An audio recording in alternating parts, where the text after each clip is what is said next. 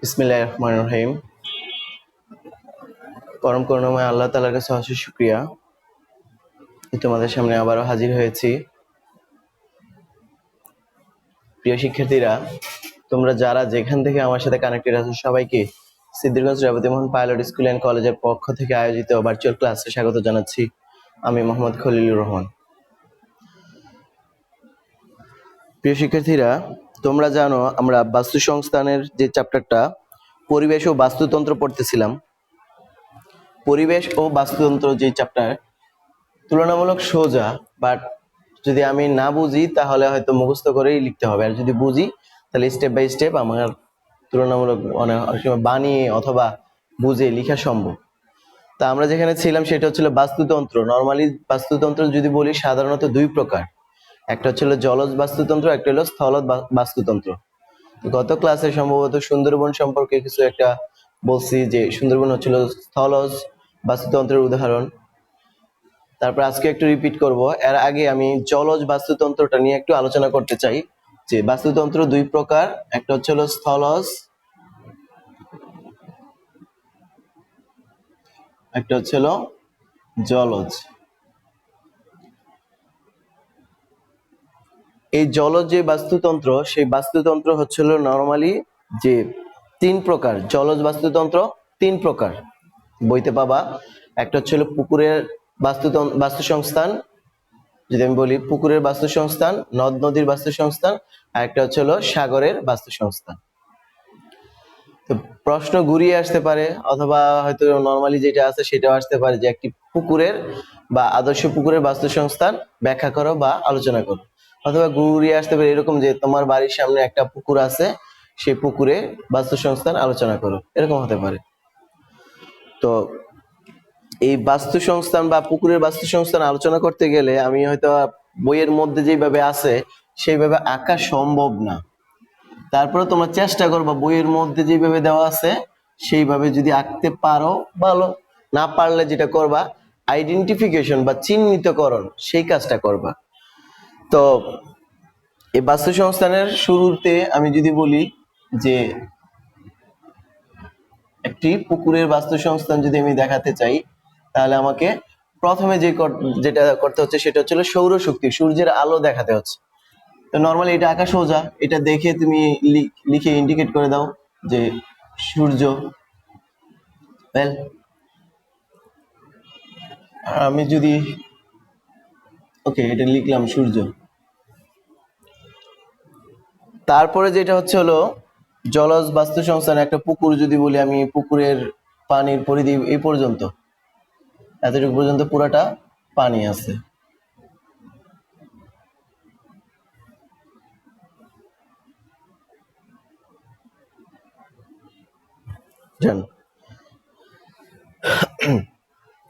বলা হচ্ছে যে কোনো পুকুর কি জলজ বাস্তুসংস্থানের আদর্শ উদাহরণ? না, যে কোনো পুকুর জলজ বাস্তুসংস্থানের আদর্শ উদাহরণ নয়। এটাও যদি প্রশ্ন হয়, তোমার বাড়ির পাশে একটা ইন্ডাস্ট্রি আছে, সেই ইন্ডাস্ট্রির কারণে একটা পুকুর ধ্বংসপ্রায়, এখন ওই পুকুরটা বাস্তুসংস্থানের আদর্শ উদাহরণ কি না ব্যাখ্যা করো। তখন তোমাকে বিপক্ষে যুক্তি দাঁড় করা হতে হবে, এই কারণে এটা বাস্তুসংস্থানের আদর্শ উৎস নয়। কি করলে এই পুকুরটাকে আদর্শ বাস্তুসংস্থান এর উদাহরণ বানানো যায়, সেইটার আলোকেও তোমাকে যুক্তি দাঁড় করাতে হবে, যে কি কি জিনিস থাকা উচিত। এইসব জিনিসগুলো যদি থাকে তাহলে সেটা আদর্শ বাস্তুসংস্থান, যদি না থাকে তাহলে আদর্শ বাস্তুসংস্থান নয়। তো নরমালি আদর্শ বাস্তুসংস্থান হতে হলে একটা পুকুরকে, একটা নদীকে অথবা সাগরের পানির জন্য আলাদা আলাদা ভ্যারি করে, কিন্তু পুকুরের জন্য মেইন যে কন্ডিশন সেটা হচ্ছে স্বাদু পানি হতে হবে।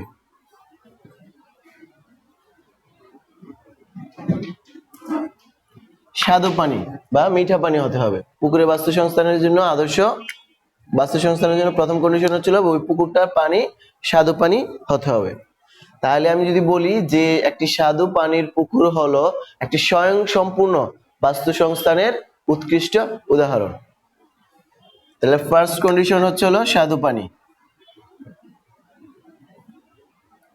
2 নাম্বার কন্ডিশন হচ্ছে হলো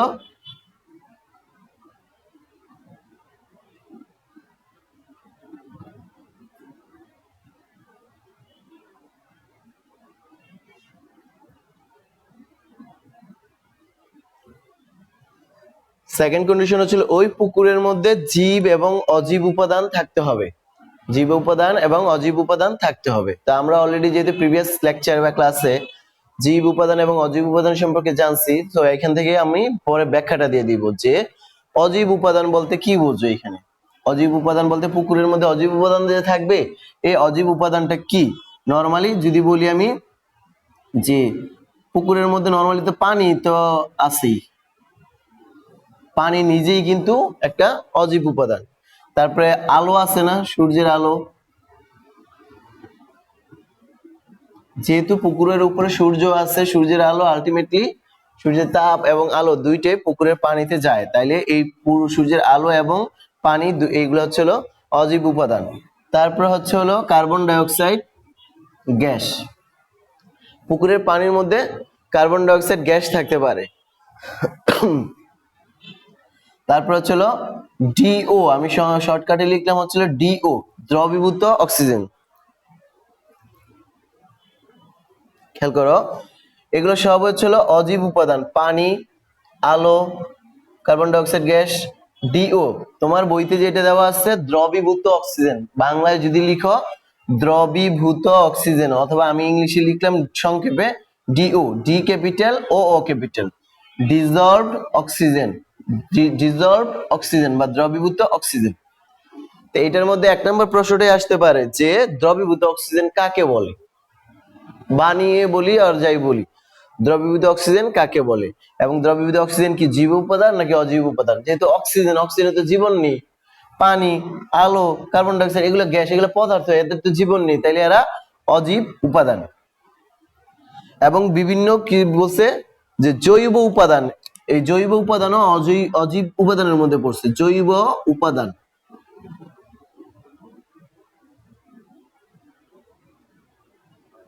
মনে করো যে একটা মাছ মারা গেছে, যেহেতু মাছটা মারা গেছে তাহলে মাছের যে দেহাবশেষ সেটা অবশ্যই প্রাণ নেই, তার মানে সেটা জৈব উপাদান। জীব থেকে, জীব মরার পর যে ধ্বংসাবশেষ পাওয়া যায়, দেহাবশেষ পাওয়া যায়, সেটা জৈব উপাদান। মাছ, পোকামাকড় এগুলো মরে গেলে যে উপাদানটা থাকে, যেটা পরে থাকে, সেটা জৈব উপাদান। কার্বন ডাই অক্সাইড গ্যাস গেল, পানি, আলো সবই অজৈব উপাদানের মধ্যে পড়ছে। আর দ্রবীভূত অক্সিজেনটা হচ্ছে হলো পানি, যে আমরা পানি দেখি, পানির মধ্যে, পানির ভিতরে একটা অক্সিজেন থাকে, পানির ভিতরে একটা অক্সিজেন থাকে, যেই অক্সিজেন খেয়ে জলজ প্রাণীরা বেঁচে থাকে, যে অক্সিজেন খেয়ে জলজ প্রাণীরা বেঁচে থাকে তাদেরকে, ওই অক্সিজেনটাকে বলা হয় দ্রবীভূত অক্সিজেন। সোজা বাংলা যদি আমি একদম সরলীকরণ করি, যে পানিতে দ্রবীভূত অক্সিজেনকে দ্রবীভূত অক্সিজেন বা ডিজলভ অক্সিজেন বলা হয়। পানির মধ্যে দ্রবীভূত অক্সিজেনটাকে ডিজলভ অক্সিজেন বা দ্রবীভূত অক্সিজেন বলা হয়। তোমরা দেখবা কারো বাসা বাড়িতে যদি অ্যাকোরিয়াম থাকে, তো অ্যাকোরিয়ামের মধ্যে আর্টিফিশিয়াল ভাবে অক্সিজেন সাপ্লাই দেওয়া হয়। অ্যাকোরিয়ামের মাছগুলো বাঁচার জন্য আর্টিফিশিয়াল ভাবে বিদ্যুৎ প্রবাহের মাধ্যমে অক্সিজেন সাপ্লাই দেওয়া হয়। এই অক্সিজেন যত সাপ্লাই দেওয়া হবে, এই মাছগুলোর পক্ষে বেঁচে থাকা ততই কমফোর্টেবল বা স্বস্তিদায়ক। যদি অক্সিজেন সাপ্লাই কমে যায় বা কোনো কারণে অক্সিজেন, পানির মধ্যে যে অক্সিজেন, সেই অক্সিজেনটা শেষ হয়ে যায়, তাহলে ওই জলজ প্রাণীদের পক্ষে বেঁচে থাকা সম্ভব নয়। এই জন্য অনেক প্রাণী দেখবা অনেক সময় কোনো কারণে পানিতে যদি অক্সিজেনের পরিমাণ কমে যায়, তখন দেখবা যে মাছগুলা উপরে উঠে আসে। এবং অনেক পুকুর আছে, অনেক জায়গায় আছে যে কোনো অন্য কোনো কারণে হঠাৎ করে মাছ মারা যাচ্ছে, জলজ প্রাণী মারা যাচ্ছে। যদি প্রাকৃতিক অন্য কোনো ঘটনা না ঘটে থাকে, তাহলে ধরা হয় যে সাধারণত পানিতে অক্সিজেনের পরিমাণ কমে যায়, সরি পানিতে অক্সিজেনের পরিমাণ কমে গেলেই এই সমস্যাটা হয়ে থাকে। আর নরমালি অনেক মাছ আছে যে এরকম বাড়তি অক্সিজেন সাপ্লাই দিতে হয় না, এমনিতেই মোটামুটি বেঁচে থাকে, সেজন্য পানিও চেঞ্জ করতে হয়, কারণ নতুন পানির মধ্যে অক্সিজেনটা দেখা যায় থাকে 2 দিন 3 দিনের পানি, ওগুলো অক্সিজেন খেয়ে ফেলে অক্সিজেন শেষ হয়ে যায়। কারণ অক্সিজেন কি অটো বাতাস থেকে নিয়ে নেয়? হ্যাঁ, অটো যে পরিমাণ নেয় সেটা জলজ প্রাণীর জন্য বেঁচে থাকার জন্য এনাফ না। সেই জন্য অনেক সময় দেখবা যে কোনো জায়গা থেকে মাছের পোনা নিয়ে গেলে বা এরকম ক্যারি করে কোনো বল বা কোনো পলিথিনের মধ্যে মাছের পোনা বা এটা নিয়ে যাচ্ছে, তখন দেখবা অনবরত নাড়ানো হয়। তার মানে ওই পানির মধ্যে যাতে অক্সিজেন বাতাসের অক্সিজেনটা মিশলে ওই যে জলজ প্রাণীগুলো আছে, মাছের ছোট ছোট মাছ, এরা এই অক্সিজেন গুলো খেয়ে দম নিতে পারে, শ্বাস নিতে পারে, তাদের বেঁচে থাকার জন্য অক্সিজেনটা দরকার হয়। তো যেটা বললাম যে জীব এবং অজীব উপাদান থাকতে হবে, এর মধ্যে অজীব উপাদানগুলো হচ্ছে এই অংশটা। জীব উপাদানগুলো কি কি? জীব উপাদানগুলো হচ্ছে যে যাদের জীবন আছে তাদেরকে জীব উপাদান বলা হয়। তো জীব উপাদানের জন্য প্রথমে যেটা হচ্ছে যে সবুজ উদ্ভিদ।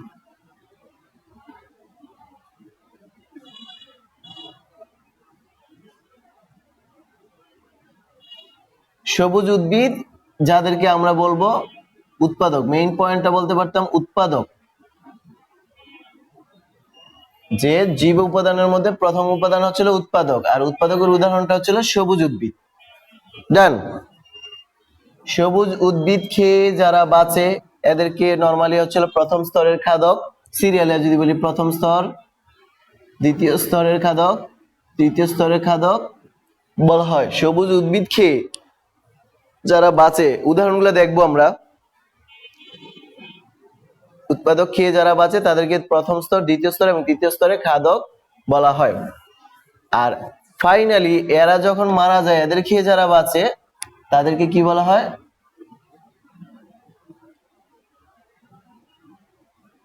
বীজক।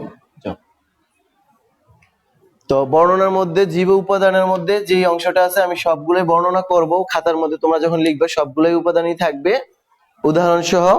এখন এই অংশটার ব্যাখ্যা একটু প্রশ্ন আছে, যে সবুজ উদ্ভিদ গেল, যে সবুজ উদ্ভিদ হচ্ছিল উৎপাদক। সাধারণত সবুজ উদ্ভিদ কি হতে পারে? সবুজ উদ্ভিদ পুকুরের মধ্যে কি হতে পারে? পুকুরের মধ্যে এরকম অনেক সবুজ উদ্ভিদ আছে যেগুলো আমরা দেখি না। বলা হচ্ছে পুকুরের পানিতে ক্ষুদ্র ক্ষুদ্র ভাসমান অনেক উদ্ভিদ বিদ্যমান। ক্ষুদ্র ক্ষুদ্র, খুব ছোট ছোট ভাসমান, হয়তো সূক্ষ্মভাবে তাকাইলে অনেকটাও দেখা যায় পানির মধ্যে বা পানির নিচে, একদম পানির নিচেও থাকতে পারে ভাসমান অনেক উদ্ভিদ দেখা যায়। এই ভাসমান ক্ষুদ্র ক্ষুদ্র উদ্ভিদ গুলোকে বলা হয় জু প্লাঙ্কটন। ভাসমান ক্ষুদ্র ক্ষুদ্র উদ্ভিদ গুলোকে বলা হয় জু প্লাঙ্কটন, এটা ফাইটো প্লাঙ্কটন হবে।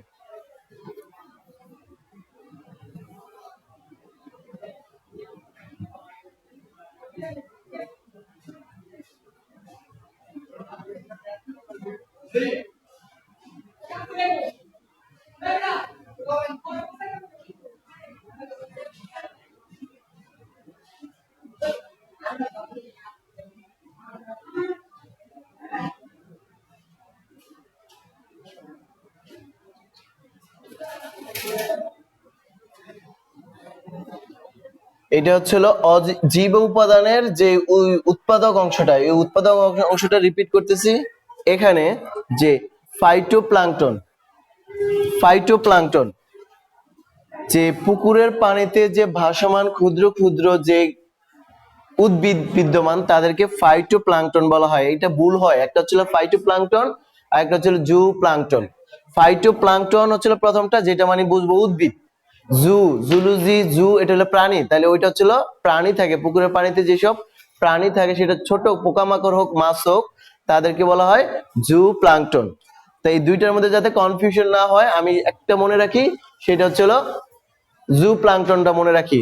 জু প্লাঙ্কটন মানে প্রাণী, আর ফাইটো হবে তাহলে উদ্ভিদ। এই আণবিক ক্ষণিক উদ্ভিদ, পুকুরের পানিতে ক্ষুদ্র ক্ষুদ্র ভাসমান যে উদ্ভিদ গুলা আছে, আণবিক ক্ষণিক মানে খালি চোখে দেখা যায় না, অনুবীক্ষণ যন্ত্র অথবা খুব সূক্ষ্মভাবে দেখলে বোঝা যায় পানিতে এই উদ্ভিদগুলা, এদেরকে ফাইটোপ্লাঙ্কটন বলা হয়। সংজ্ঞা আসতে পারে ফাইটোপ্লাঙ্কটন কি? পুকুরের পানিতে ভাসমান যেসব আণবিক ক্ষণিক উদ্ভিদ বিদ্যমান বা পাওয়া যায় তাদেরকে ফাইটোপ্লাঙ্কটন বলা হয়। এই ফাইটোপ্লাঙ্কটন ছাড়াও আমরা পুকুরের পানিতে নরমালি যেটা থাকতে পারে যে কচুরিপানা।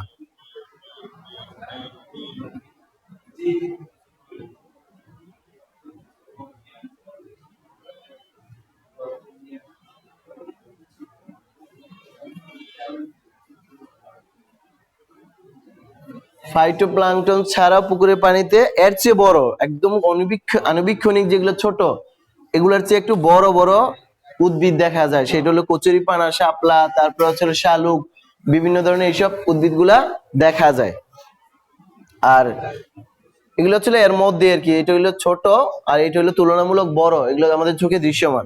আর সেকেন্ডটা হচ্ছিল জু প্লাঙ্কটন।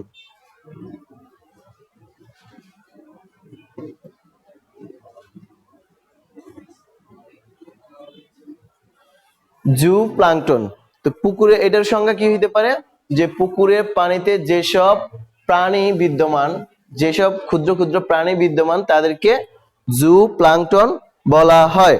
এবং এরা কি ছোট প্রাণী নাকি বড় প্রাণী? যেহেতু প্লাঙ্কটন আমি বলবো এটা হলো আণুবীক্ষণিক প্রাণী, প্লাঙ্কটন এটা হলো আণুবীক্ষণিক উদ্ভিদ। আণুবীক্ষণিক প্রাণী এবং আণুবীক্ষণিক উদ্ভিদ হলেই সেগুলোকে জু প্লাঙ্কটন ফাইটোপ্লাঙ্কটন বলা হয়। সাধারণ চোখে এগুলাকে দেখা যায় না, অণুবীক্ষণ যন্ত্রের মাধ্যমে এগুলা দেখতে হয়। 22 থেকে 26 তারিখ বন্ধ পূজা, অনলাইন ক্লাস। আচ্ছা প্রিয় শিক্ষার্থীরা, তোমাদের জন্য একটা নোটিশ, সেটা হচ্ছিল 22 থেকে 26 তারিখ, এই মাসের 22 তারিখ থেকে 26 তারিখ পর্যন্ত সকল ধরনের অনলাইন ক্লাস বন্ধ থাকবে। পূজা, দুর্গাপূজা উপলক্ষে তোমাদের সব ধরনের অনলাইন ক্লাস বন্ধ থাকবে। আবার রিপিট করি, 22 তারিখ থেকে 26 তারিখ পর্যন্ত।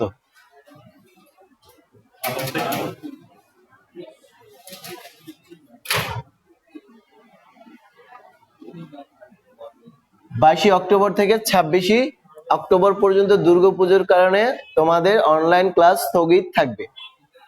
যারা জানো না বা ফ্রেন্ডদেরকে অবশ্যই জানিয়ে দিবা এই ইনফরমেশনটা। যাই হোক, যেখানে ছিলাম যে জু প্লাঙ্কটন হচ্ছে হলো নরমালি আণুবীক্ষণিক প্রাণী। এখন এই আণুবীক্ষণিক প্রাণীগুলোর বাইরে যেটা হইতেছে যে ক্ষুদ্র কীটপতঙ্গ,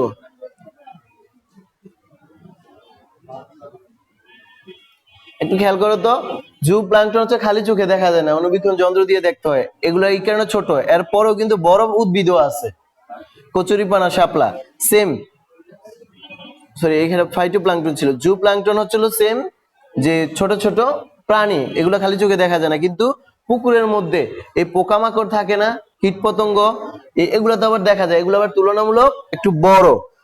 তাইলে এগুলো জু প্লাঙ্কটন না অ্যাকচুয়ালি, কিন্তু এদের ইমিডিয়েট বড়। এগুলো হচ্ছে কি হইতে পারে, কীটপতঙ্গ, নরমালি ছোট মাছ, শামুক, ঝিনুক,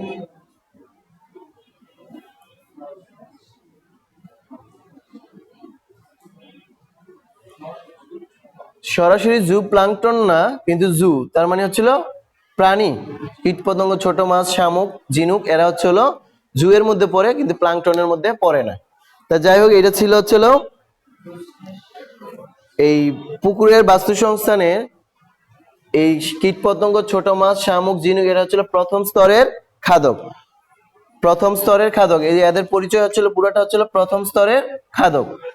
আর এরপরে যেটা হচ্ছে হলো এইখান থেকে প্রথম স্তরের খাদক, যদি আমি এটা বলি প্রথম স্তরের খাদক, এদের পর যেটা আছে সেটা হচ্ছে সাপ, ব্যাং, যদি বলি দেখতে পাচ্ছ কিনা, সাপ, ব্যাং, এগুলো হচ্ছিল দ্বিতীয় স্তরের খাদক। পুকুরের মধ্যে সাপ, ব্যাং যেগুলো থাকে ওইটা হলো দ্বিতীয় স্তরের খাদক। ইভেন এই ছোট মাছ, যে ছোট মাছ অনেক সময় দেখা যায় পুকুরের মধ্যে ছোট মাছকে কিন্তু বড় মাছও খেয়ে ফেলে, তাহলে আমি এইখানে সাপ, ব্যাং, ছোট মাছ এগুলো সবগুলোকেই বলতে পারি দ্বিতীয় স্তরের খাদক। তারপরে তৃতীয় স্তরের খাদক, যে সাপকে খেয়ে ফেলে, ব্যাংকে খেয়ে ফেলে, এরকম খাদকও কিন্তু পুকুরের মধ্যেই আছে বা পুকুরের মধ্যে আসে। যেমন কচ্ছপ পুকুরের মধ্যেই আছে, তাহলে কচ্ছপ বলতে পারি।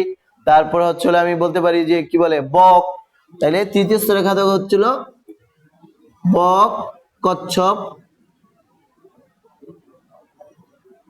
এগুলো হচ্ছিল তৃতীয় স্তরের খাদক। তো শুরু হয়েছে কীটপতঙ্গ, ছোট মাছ, শামুক, ঝিনুক, এরা পুকুরের মধ্যে যেগুলো থাকে স্পষ্টত দেখা যায়, এরা হচ্ছিল প্রথম স্তরের খাদক। এবং এদেরকে খেয়ে যারা বাঁচে, সাপ, ব্যাং, এরা হচ্ছিল দ্বিতীয় স্তরের খাদক। এবং এদেরকে আবার যারা খায়, বক, কচ্ছপ, এরা হচ্ছিল পুকুরের তৃতীয় স্তরের খাদক। এটা হচ্ছিল পুকুরের বাস্তু সংস্থানের মানে বাস্তুতন্ত্র বা বাস্তু সংস্থানের মোটামুটি একটা দৃশ্যপট।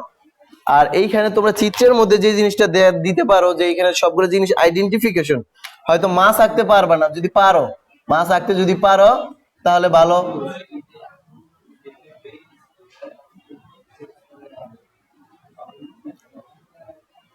আশা করি তোমরা আমার চেয়ে ভালো আঁকতে পারবা। মাছ আঁকলে মাছ এঁকে এটাকে চিহ্নিত করে দিবা এবং এটা কোন স্তরের খাদক আমি যে দেখছি, যদি ছোট মাছ হয় তাহলে ছোট মাছ এঁকে আমি দেখাই দিব এটা হচ্ছে প্রথম স্তরের খাদক। যদি বড় মাছ আঁকি তাহলে লিখে দিবে এটা হচ্ছে দ্বিতীয় স্তরের খাদক। তারপরে সাপ ব্যাং, সাপ ব্যাং হচ্ছে নর্মালি যদি আমি থাকি এখানে যদি সাপ আঁকতে না পারি, ব্যাং আঁকতে না পারি, তাহলে আমি লিখে দিব যে সাপ ব্যাং, লিখে আমি এগুলাকে আইডেন্টিফিকেশন করে দিব। হ্যাঁ, প্রথম স্তরের খাদক, এটা দ্বিতীয় স্তরের খাদক। সাপ ব্যাং যেহেতু দ্বিতীয় স্তরের খাদক, তাহলে আমি দুইটাকে পাশাপাশি লিখে একটা তীর চিহ্ন দিয়ে দেখা দিতে পারি এটা দ্বিতীয় স্তরের খাদক। আমার কথা হচ্ছিল এই চিত্র আঁকার পর, বইতে যে চিত্রটা আছে বাস্তু সংস্থানের চিত্র আঁকার পর যদি কারো চিত্র করতে প্রবলেম হয় যে না আমি সাপ ব্যাং আঁকতে পারতেছি না বা কিভাবে আঁকবো, বইয়ের মধ্যে তো খুব সুন্দর করে আছে, এখন আমি পারতেছি না, অনেকে প্রশ্ন করে স্যার এটা তো আমি আঁকতে পারতেছি না, সেজন্য বলি তোমরা নামগুলা দিয়ে দিলেও পারো। যদি চিত্র এইভাবে না আঁকতে পারো তাহলে নামগুলা দিয়ে দিতে পারো। এই হচ্ছিল আমাদের মোটামুটি পুকুরের বাস্তু সংস্থানের ব্যাখ্যা। এরপরে আরেকটা অংশ মিস করছে, সেটা হলো বিয়োজক। এই যে সবগুলা জিনিস পচে, ছোট মাছ, বড় মাছ, কচ্ছপ, সাপ, ব্যাং, আলটিমেটলি জলজ উদ্ভিদ গুলা পুকুরের মধ্যে সবগুলো কিন্তু পচে। পচলে এগুলাকে পচাতে সাহায্য করে কারা?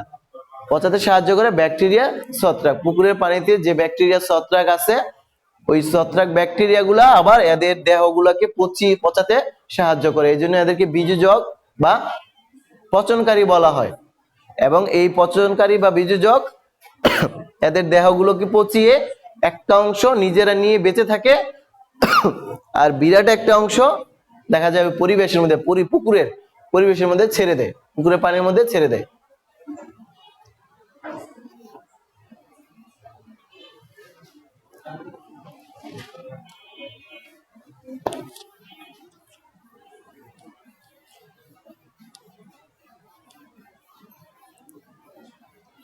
তো এখানে বাড়তি প্রশ্ন ছিল দ্রবীভূত অক্সিজেন কাকে বলে? পানির মধ্যে যে অক্সিজেন মিশ্রিত থাকে, দ্রবীভূত থাকে, তাকে দ্রবীভূত অক্সিজেন বা ডিজলভড অক্সিজেন বলা হয়।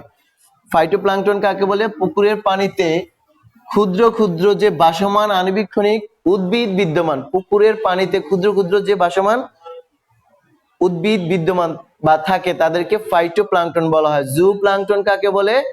পুকুরের পানিতে ক্ষুদ্র ক্ষুদ্র যে আণবিক কণিক প্রাণী বিদ্যমান, প্রাণী থাকে, তাদেরকে জু প্লাঙ্কটন বলা হয়। বাড়তি এই তিনটা ডেফিনেশন আমরা মুখস্থ না করে বুঝার চেষ্টা করব, যাতে কখনো ভুলে না যায়।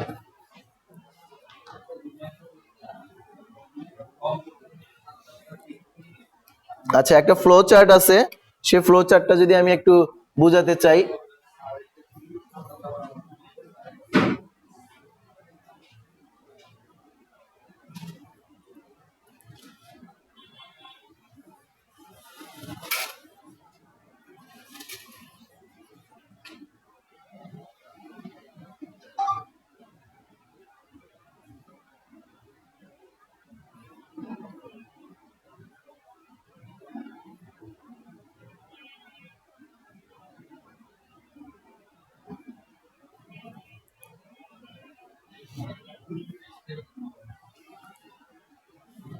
বড় করে ফেললাম।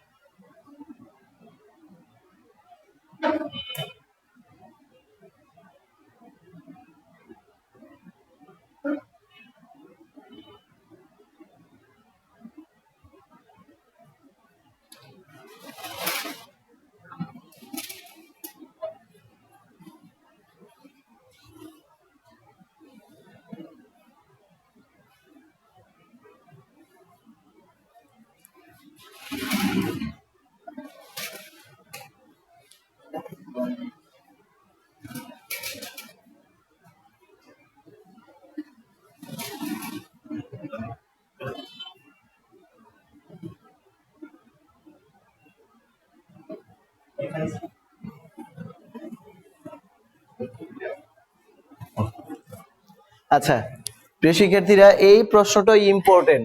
যদি বলা হয় সুন্দরবন অথবা পুকুরের বাস্তুসংস্থান, এইটা দুইটার মধ্যে যে কোনো একটা ইম্পর্টেন্ট। আর একটা ইম্পর্টেন্ট প্রশ্ন হলো যে বাস্তুতন্ত্রে বা বাস্তু সংস্থানের শক্তি প্রবাহের যেই চিত্রটা আছে সেই চিত্রটা ব্যাখ্যা করো।